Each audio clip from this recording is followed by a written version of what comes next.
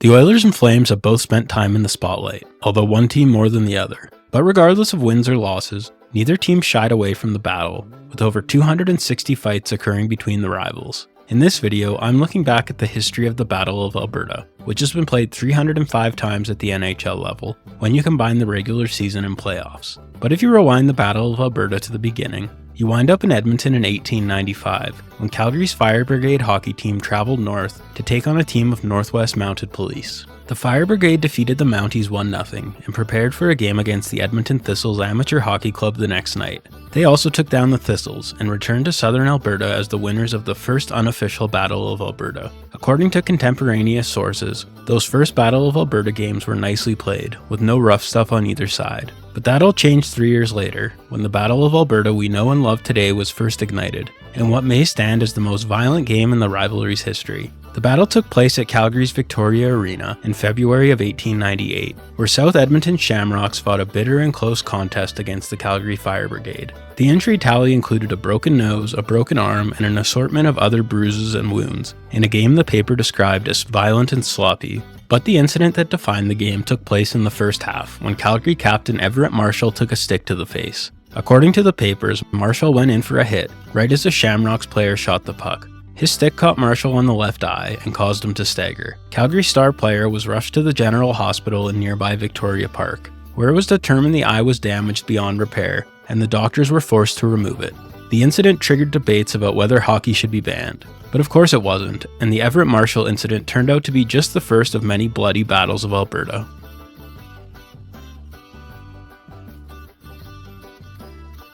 After a couple decades of informal rivalries, the founding of the Western Canadian Hockey League brought the first sense of legitimacy to the battle in 1921. The Calgary Tigers and Edmonton Eskimos each claimed one championship during the league's 5-year run. Unfortunately, the league folded, and it would be almost 50 years until pro hockey returned to Alberta, when the World Hockey Association arrived on the scene. Calgary had a bit of bad luck, first with the Broncos, who folded without playing a game, and then with the Cowboys, who only lasted from 1975 to 1977. Things went a lot better up in Edmonton, whose fans fell in love with the Oilers right from the start. The Oilers were one of the more successful franchises, but the league folded in 1979, and the Oilers joined the NHL. A year later, the NHL's Atlanta Flames, who were suffering from low attendance and lousy play on the ice, moved to Calgary.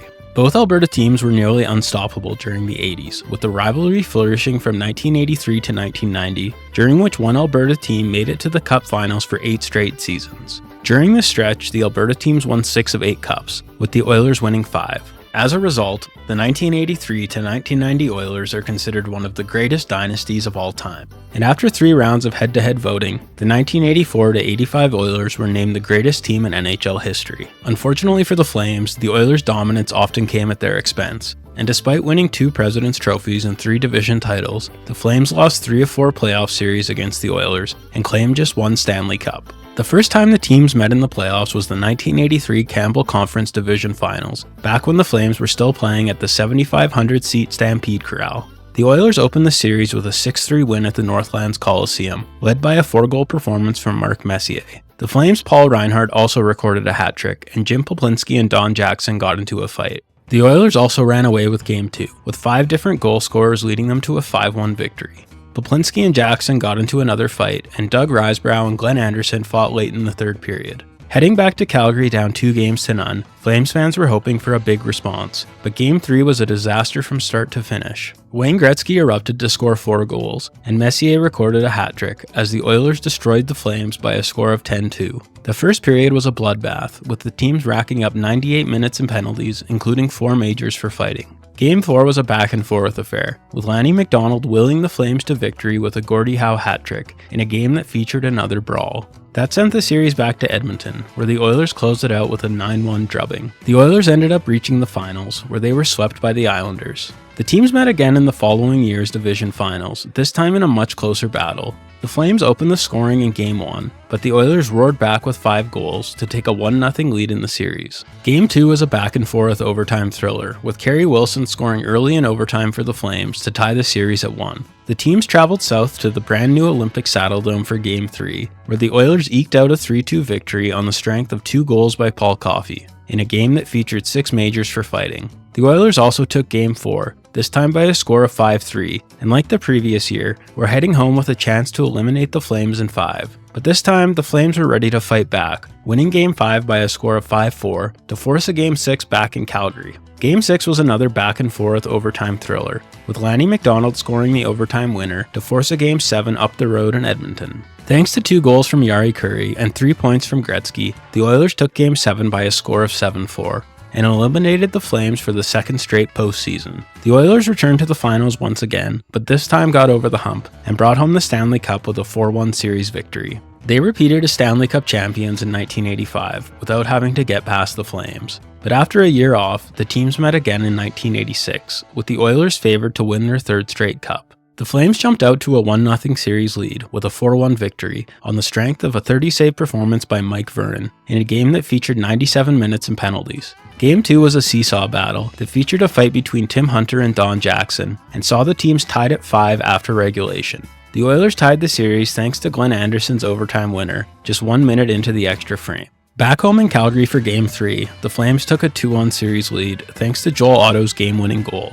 Game 4 was a high-octane battle, featuring a 5-point night from Gretzky and 204 minutes in penalties, as the Oilers tied the series with a 7-4 win. Back in Edmonton for Game 5, Lanny McDonald scored the game-winning goal in a 4-1 Flames victory, sending the series back to Calgary, with the Flames 1 win away from eliminating the Oilers for the first time in franchise history. But the Oilers weren't going down without a fight, and after Calgary jumped out to a 2-0 lead, the Oilers scored 5 unanswered goals to force a Game 7 back in Edmonton. The Flames jumped out to another 2-0 lead in Game 7, but the Oilers responded and the game was tied heading into the final frame. The series-winning goal came 5 minutes into the third, when the Oilers' Steve Smith attempted a pass from the side of his own net, and the puck deflected off Grant Fuhr's leg and into the back of the net.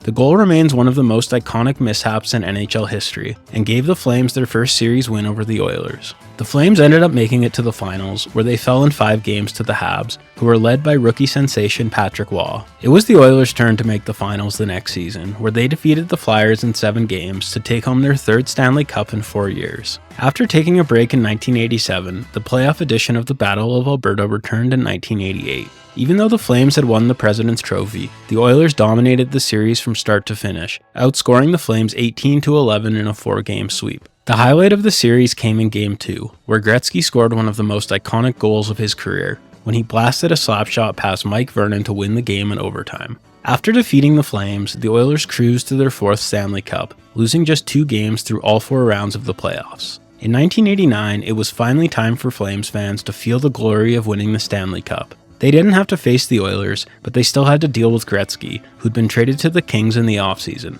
The Flames swept Gretzky's Kings and ultimately defeated the Habs in 6 games in the finals, becoming the only visiting team to win the Cup at the Montreal Forum, in what remains the last all-Canadian Stanley Cup finals. It was the Oilers' turn to win the Cup again in 1990, where they got past the Jets in a grueling opening round series and ultimately defeated the Bruins in 5 games in the finals. Which brings us to 1991, the last time the Flames and Oilers would meet in the playoffs for 31 years. The battle was tightly contested, with each team's star players making big contributions. The Flames had home ice advantage by virtue of finishing 20 points ahead of the Oilers during the regular season.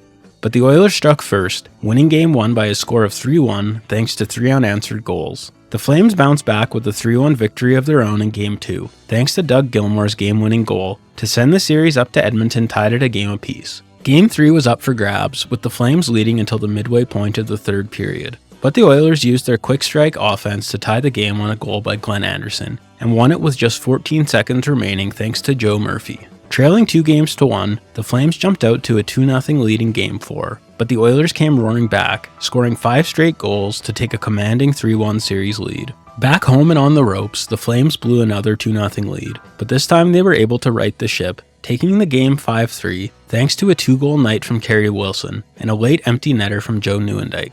Facing elimination again in Game 6, Theo Fleury orchestrated one of the most iconic moments in Flames history when he scored the overtime winner and celebrated by sliding down the ice like a madman. That set up a decisive Game 7 back in Calgary to decide the winner of the 5th edition of the playoff Battle of Alberta. The Flames jumped out to a 3-0 lead and it looked like they might run away with the game, but the Oilers came roaring back and scored 4 unanswered goals to take the lead. Ronnie Stern tied it up late in the third, and the teams headed to overtime for the second straight game.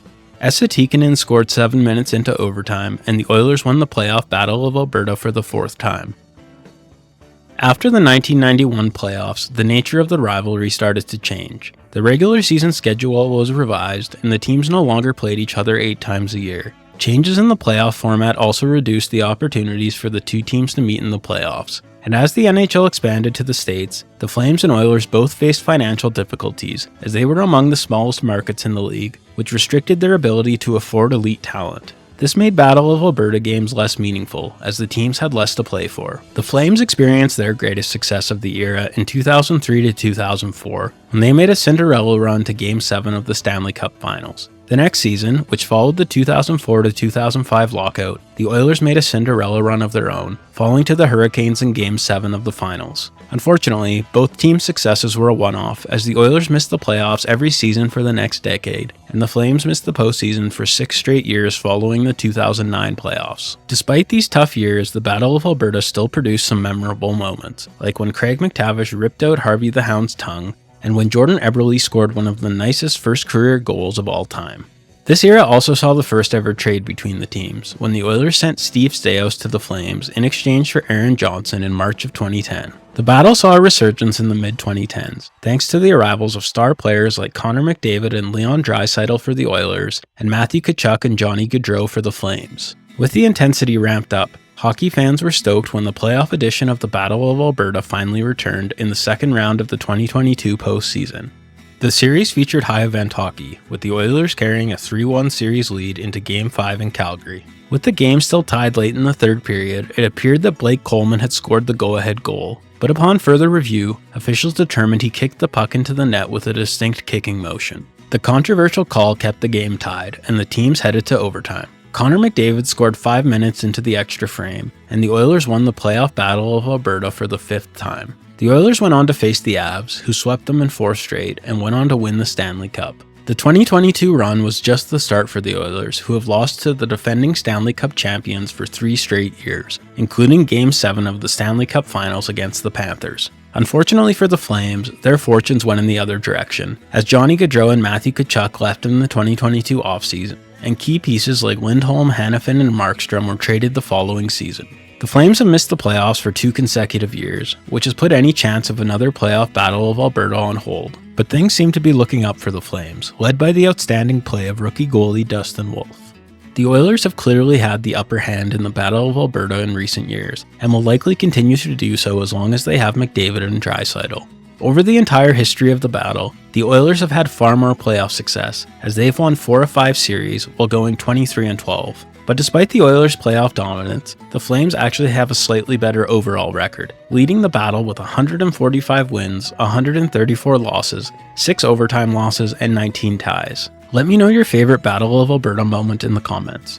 And if you enjoyed this video, please like and subscribe to support the channel.